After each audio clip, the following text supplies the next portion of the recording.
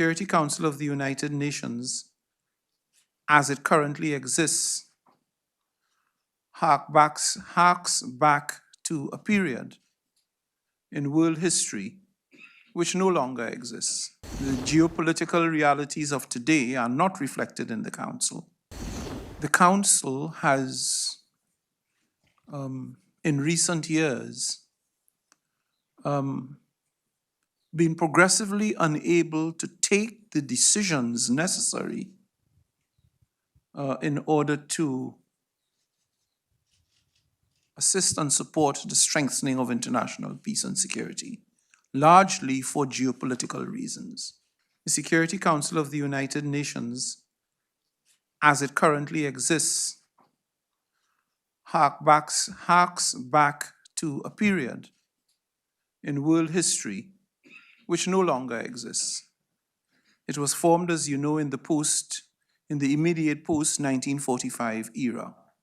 Since then, the world has changed radically.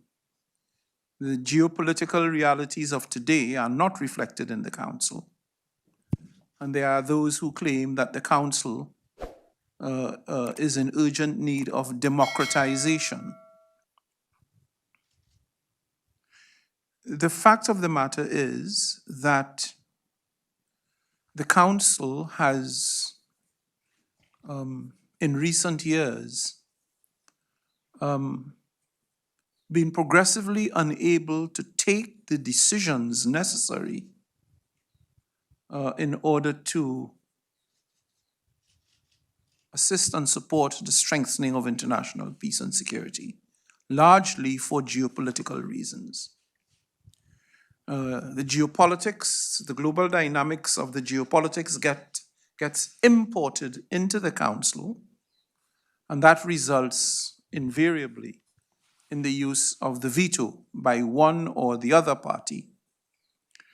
Often, this causes immense frustration in the General Assembly, but also beyond.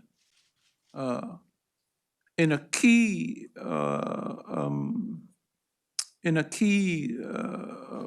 area of concern for the UN as a whole, and that is the key constituency of the 8 billion people who are looking on. So reform of the Council is absolutely necessary. I don't think that there is any member of the United Nations that would deny that there is a need for reform of the Council. Of course, there are those who are less anxious to engage substantively in the process of reform, because if you are in a privileged position, you are not necessarily in a hurry to lose privilege.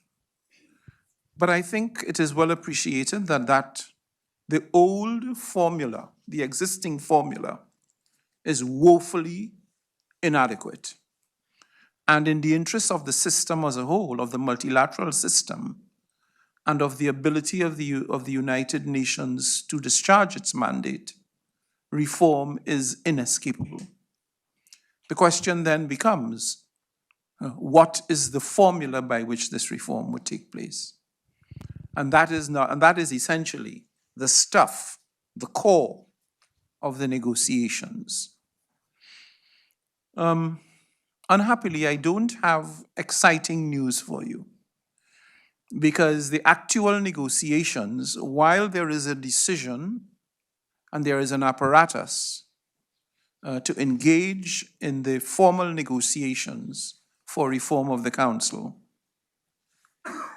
the commencement of formal negotiations has not taken place. That is something on which members need to come to consensus.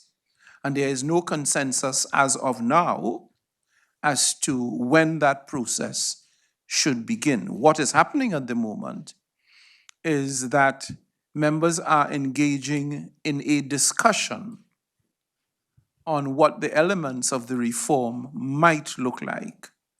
There are several models of how the UN, how the Security Council should be constituted. Whether it's an enlargement of the council or an enlargement of the non-permanent members, etc. I think there are about 5 formulas on the table.